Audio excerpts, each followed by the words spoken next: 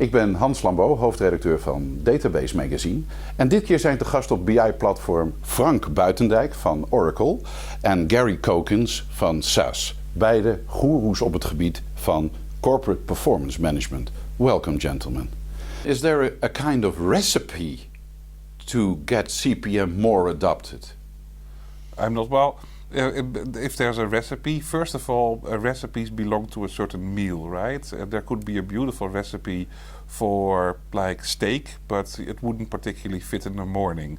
So maybe recipes differ over time. And the problem with the recipe today is that the recipes that there are just don't fit the economic times. The number one reason why today you should invest in performance management would be because there is not a lot of margin for error, and you need to be very tight on costs, and you need to be on top of the ball all the time. Yet at the same time, the number one barrier for investment is that it is hard to make the business case, and for an integrated approach. And there's just little piecemeal solutions for it. There's the McChicken for every. There's a little piece of McChicken for every part of the organization, but the whole thing is sort of missing. So the economy today is both the biggest driver and the biggest inhibitor, and that needs to change first. I don't have a clear answer on how that should be changed, other than we need to move away from that business case that we've had for 20 years, saying performance management BI makes you make better decisions. That is just soft.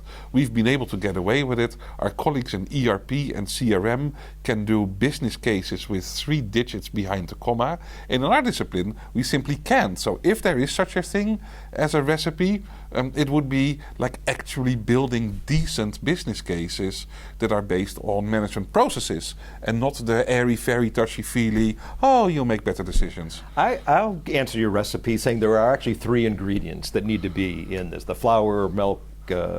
Mm-hmm. The first, when you need an abundance of dissatisfaction with the current state, there needs to be some sort of discomfort. What I'm really talking about is how to overcome resistance. That's the issue. Because unless people are dissatisfied and have discomfort, they're really not going to change. The second ingredient you need to have is some sort of vision of what better looks like, some sort of solution, something that could actually resolve that discomfort. And the third, which is probably the mysterious ingredient, is you need to have some sort of first practical steps, techniques to actually prove that the solution you're looking at is not overly theoretical or overly complicated. And it's the combination of these 3. And let's go back to that first one. I think it's really key.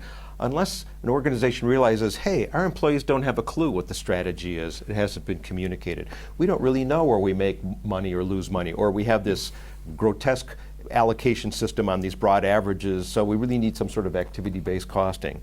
Our employees basically can't communicate cross-functionally with each other, and on, unless you start creating that discomfort and realize we don't have our act together. Is there the readiness for, well, what would fix it? And that's where then the performance management solutions come in.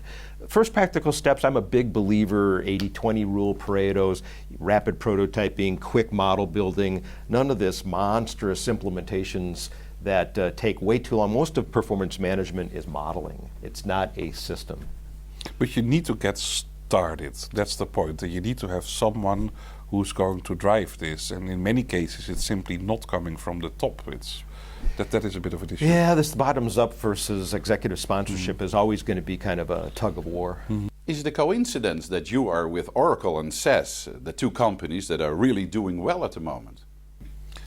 So I think, indeed there are. If you look at the market, there's 2 vendors that are doing really well, and those are the 2 vendors that actually, I would say, have their act together and have stayed true to their origin, I think. SAS has been doing wonderful in the market with incredibly deep analytics for many years, and I've always been joking that if there's something you can't build with SAS, it's probably not the right thing to build. You probably shouldn't do this. And with Oracle, I think the being true to yourself is that the trend currently towards is that integration actually is the innovation. So the most important decision a CIO has to make today is not about a tool here and a tool there. It's about the middleware that the organization runs on, because the middleware creates certain options for the future, or it doesn't. And the moment you have your middleware and your service-oriented architecture ready, then you can think of, I'm going to plug this in and I'm going to plug that in a heterogeneous world. So I think the times, and then sometimes luck is a little bit part of it, the times have been kind to the natural strategies that Obsess and Oracle have chosen. Obviously, rather happy with that. I think there's an explanation for it. I think SAS and Oracle, what's unique about us is we both have leaders that have quite strong personalities. Larry Ellison with Oracle, Dr. Jim Goodnight with SAS. Really, I hadn't noticed. And another thing is, in many ways, we become almost a fixed cost to our customers. But the good news is, I think we're very customer focused. We really care about customer needs, requirements, revisions, and so forth. But the fact that renewals, which is part of our business, renew at such a high rate really implies we're not really optional. It's compelling now when organizations actually make the leap and use the methodologies that our technologies support. They're in it for the long run. There's no turning back. It's not like, well, this was a one-time project. We learned a lot about ourselves. We don't need to do it again. They're basically doing the further integration. And I think that's what differentiates us from some of the other large software vendors. In our last interview, Gary, you told me you were writing a sequel to your first book on CPM. When is it going to be published?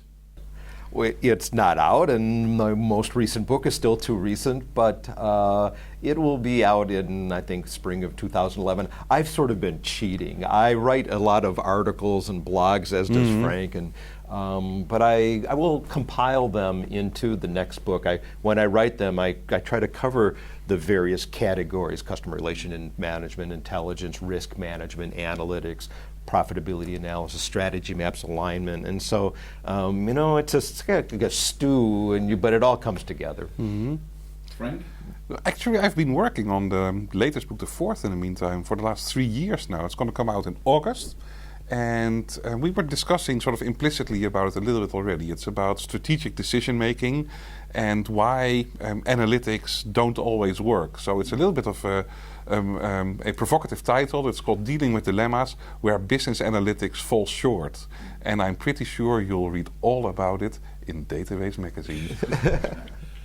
Thanks very much for being our guest, Frank and Gary. Thanks.